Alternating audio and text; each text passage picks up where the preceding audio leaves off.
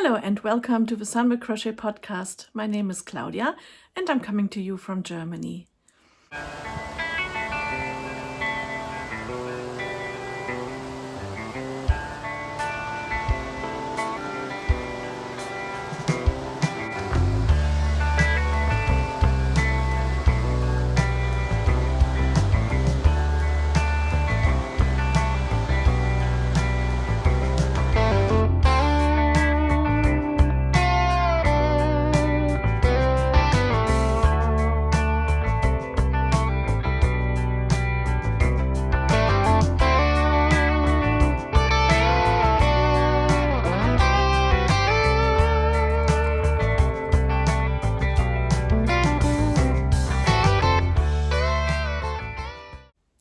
Today I have for you 3 works in progress, no finished object at the moment, and quite a lot of incoming.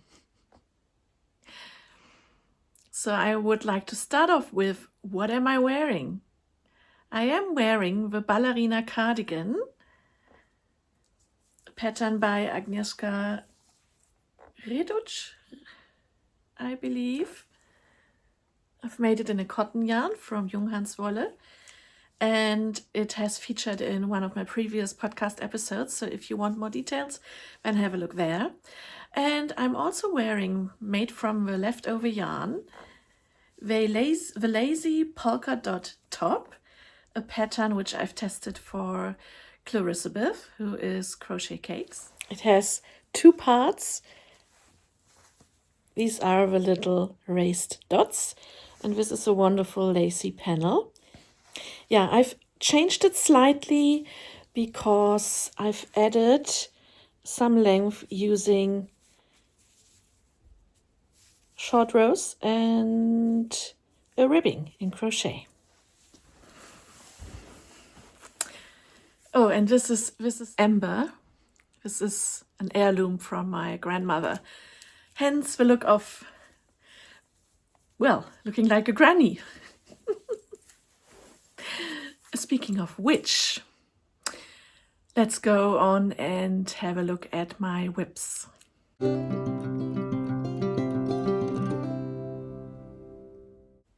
So what you've seen so far already is my Arco Iris shawl. This down here is the first clue. This is a crochet along, by the way. This is the second clue. I had to redo this completely because I had miscounted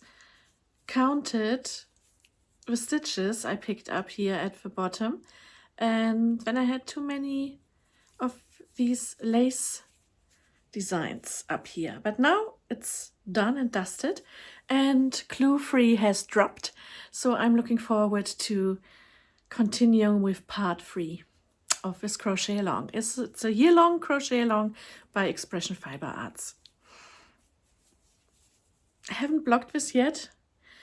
That's why the edge is not quite straight yet.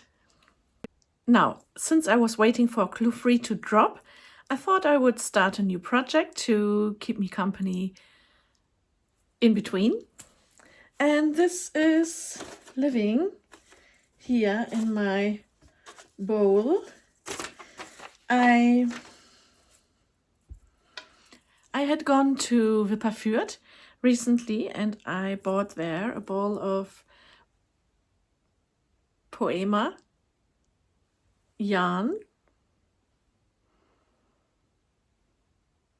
which has a slow gradient changing color. And I originally paired it with the other ball of yarn or skein of yarn, which I bought there at the shop, Wollkiste in the Parfuret, but the colors didn't quite work out for me because I wanted to have I wanted to see the colorwork pattern which I was going to use. So instead of that dark color, I'm using now a light blue from Marianti Yarns.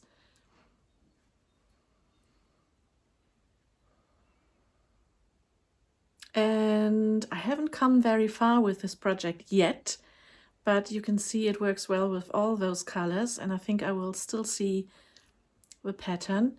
This will be a cowl, a colorwork cowl. I've made a little drawing here on paper, so this is what I'm going to do. And I've started already using a, where's my hook? It's not in there. I've noted it somewhere. I wrote it down somewhere, which hook I'm using, so no worries. And I'm starting white, and this is how far I've come with the colorwork cowl in crochet. It will be big, and I will decrease the size, the circumference, when I go higher, probably. I'm changing the color at the last pull through before the color change. So I have the last pull through of the previous stitch before the next stitch of the next color. And you can see this is the front, and I'm working over the second strand of yarn. So on the back, you hardly see any difference. Yeah, and I started with a stretchy long tail cast on method, although with crochet you don't really cast on anything, but it's a copyrighted method which I really like to use. I've seen it on YouTube, and I've linked it before many times, so I can't show you and tell you how it's done, but you can find it on YouTube. I think at the moment the contrast is quite harsh, but the more I will get into the next colors, the more subtle it will be. So I'm looking forward to that growing. However, I've since then started a third project, which is here living in my basket. And it's acrylic yarn. I'm using yarn which I got at Temu. It's a fluffy acrylic yarn, and I'm holding it not double, but I'm holding 3 strands of yarn together. I'm holding it together with this color from Stylecraft Special DK and this darker color from Stylecraft Special DK. So I'm holding these 3 strands of yarn together, and I'm using an 8mm hook here. By the way, I really like these type of crochet hooks, but the soft plastic has become sticky. So if you have any tips how to unstick them, I've tried washing them with soap and then using a talcum powder to go over it so that it doesn't have a sticky, yucky feeling, but that only lasted a short while, and now the mohair fluff is wrapped around it, and that's kind of helping me that it's not so sticky. Anyhow, this is how it works up, and as you can see, this is going to become another cardigan, a granny stitch cardigan. This is the beginning of it. It's a hexagon cardi, so you start with 6 clusters, and then you are turning your, well, it's not a square, it's a hexagon around, and you're working on the other side, the next round, and the next and the next. And so it's growing until it's big enough to become, or maybe I should hold it like this, one side of a cardigan. And you will have to, this will be for the arm, so it still has to grow quite a lot. And then you sew it up here, and you do it with the second one as well. And then you extend the sleeves until you have a proper length, which you need. You also work the back, some extra stitches here, and once you've done that, you can then extend the bottom if you want to. That's the plan. I really like the color. It's more blue than on the screen, but it's like a jeans blue kind of thing, and I think it will be really wearable. It's also quite chunky because of the 8mm hook and the holding 3 strands of yarn together, but it's already proving to be a great stash buster. So that's my, I don't know, wrestling project, wrestling 3 strands of yarn. And it's really satisfying to see the meters of yarn melting away. So these are my projects, all crochet. I don't have knitting on the needles at the moment.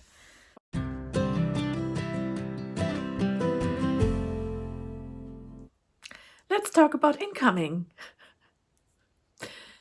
Yes, I've bought quite a lot because we had a craft market, a local craft market, and I always like to support other crafters and makers. So let me show you what I've bought. One of the things you've seen here, sneakily moving up there. What could it be? Is it a gnome? No, it's not a gnome. It's a gnome house. And you can make it. This is a gnome disco. And this is how it looks like. Well, it's too bright now, but you get the idea. Let's say they are watching the Gremlins. And it's a horror slash scene in the gnome house.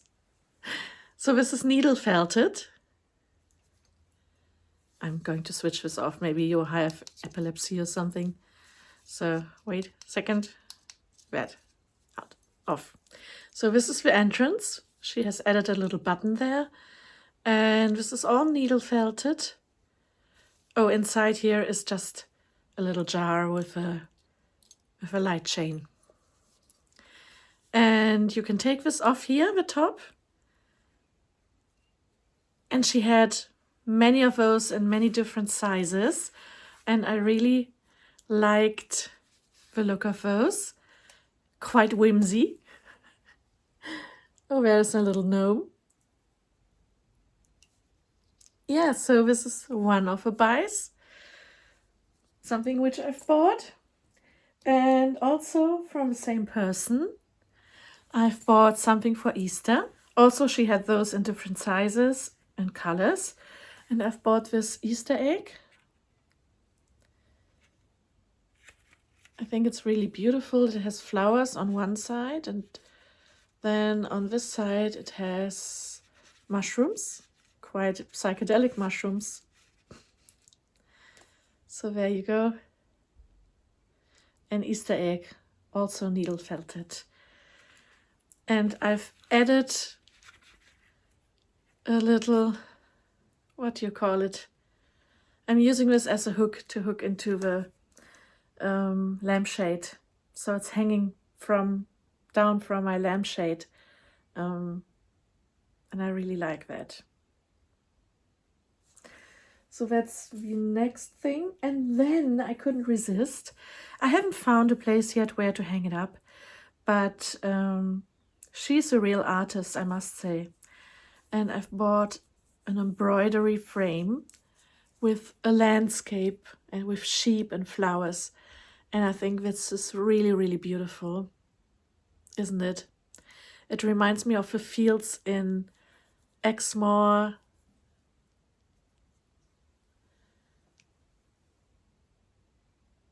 All needle felted. It makes me want to start needle felting. And then to make a landscape by night with an owl, a barn owl, flying across here, and there's the moon, and maybe there is a big hare in front of here, hiding, really pressing low on the ground. I can see that, and maybe there is a little fox here, walking along here, or maybe instead of a hare, there's a mouse ducking down because it doesn't want to be seen or heard by the barn owl. I can see that, can't you? But that's an entirely different craft. So for now, let's feast our eyes on this master of needle felting. So these are my purchases from the local craft market. No, I've got one more. You know that I'm not a big knitter. I can knit, but it doesn't flow off the needles easily. So when I saw this shawl and she only wanted 25 euros for a shawl, a finished knitted shawl, I immediately took it, obviously. So this is the shawl. It's so wearable as well. You can easily wear it with blues and with other colors, and it's so interesting. I believe it's mitered squares, just knitted mitered squares with a kind of interesting woolly wool here. Really, really nice. And she had them in lilac as well and other colors. But I went for this one, for this bluish gray one, because I was seeing myself wearing this. Yeah, so that's that.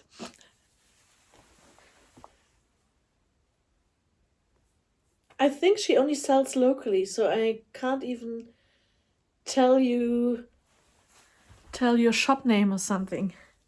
But I wanted to show you because I think it's beautiful. It would look great with the amber. And that's everything which I can show you at the moment, but I've been naughty.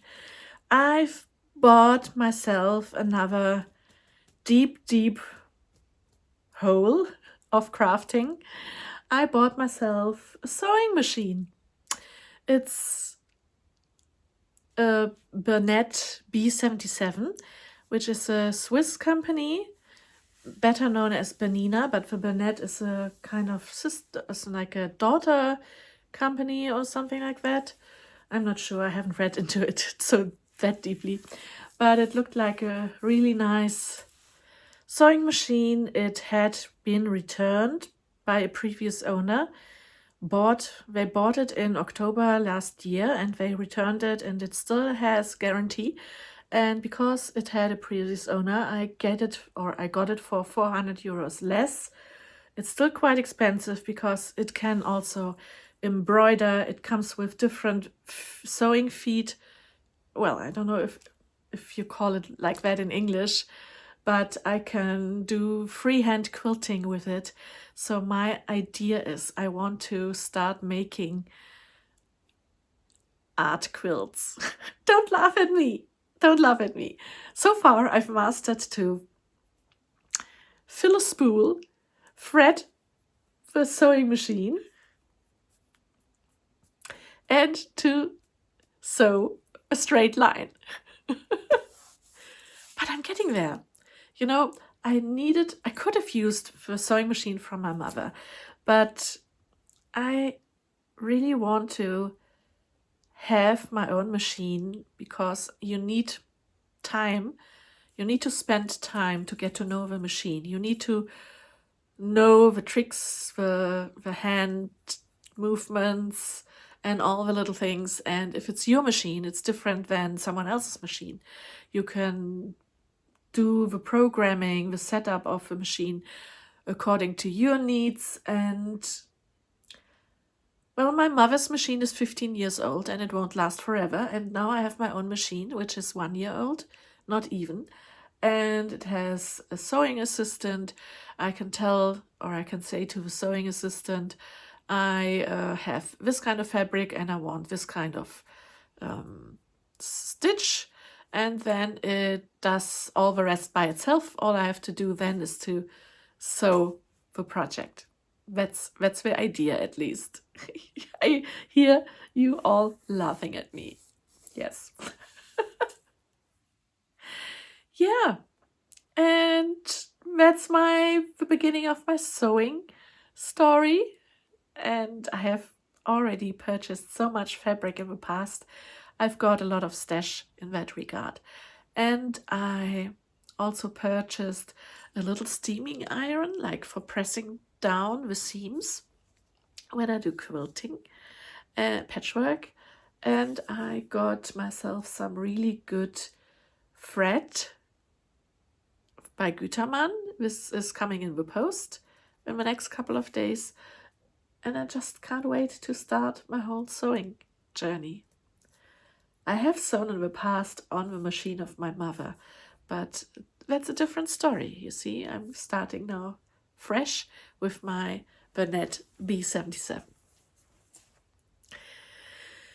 Yes, if you know a good online YouTube tutorial for a nice sewing project, then please share down below in the comments and I will have a look at it. I'm open to getting challenged. Famous last words. Yeah. Well, what else is in the news? I was out and about again. I went to a local farm and they also have a restaurant. So I had a luscious meal, a schnitzel with cheese and cranberry jam, and they are, what do you call them? Croquetten. It's like mashed potatoes filled to a little, like in the shape of a little sausage, and with a roasted outer bit, and it's really delicious. They have a little shop there as well, so we got some really delicious cheese. And then we also had a look around the farm. We visited the cows. They were getting fed and they were really lazy. It was a hot, sunny day, but they were inside for getting fed, and we weren't able to see the little ones because they are not happy with the visitors petting them too much. I think they get sick from that, so they had them in a separate place, but we were able to see the grown-up and the teenager cows, so that was fun. And I will put a little bit of footage of that at the end of this video. And one last thing which I would like to talk about is the return of Murid magazine. Let's not forget about that. Murid magazine, I was honored to provide 2 patterns, crochet patterns, in this indie crochet magazine. It's prepared by Alison, who is based in Edinburgh in Scotland, and she has the best taste when it comes to crochet projects, patterns, and the photo shoots are always stunning. She puts the crochet pieces into the best light, and yeah, what can I say? We had several issues of this beautiful crochet magazine, and then she took a break, and now she's returning. She's looking for designers and new patterns for the next episode, and she is also supported by one of her best friends who happened to be the model of the issue 1. She was wearing the Zivu sweater, I believe, and I think she's also in one of the other issues. So there are at least 2 now, plus the rest of the team in the background. So I'm looking forward to more Murid magazine issues, and I'm going to order them, definitely going to keep them going. I hadn't ordered the last one. I don't know why I didn't, but now I have, and it's on its way, so I will show you the last edition before the short break. The break, however, I can't remember how long it was now. A year or so, I want to say. Anyhow, I'm going to show it to you once it arrives. It's old news, but we are all looking forward to the next episode. So if you see this, Alison, excited. Thank you for continuing the good work. And that's about it from me for today. I hope you're enjoying your projects. I hope you are supporting each other. Yeah. Keep well, keep safe. And I will see you next time. Bye-bye.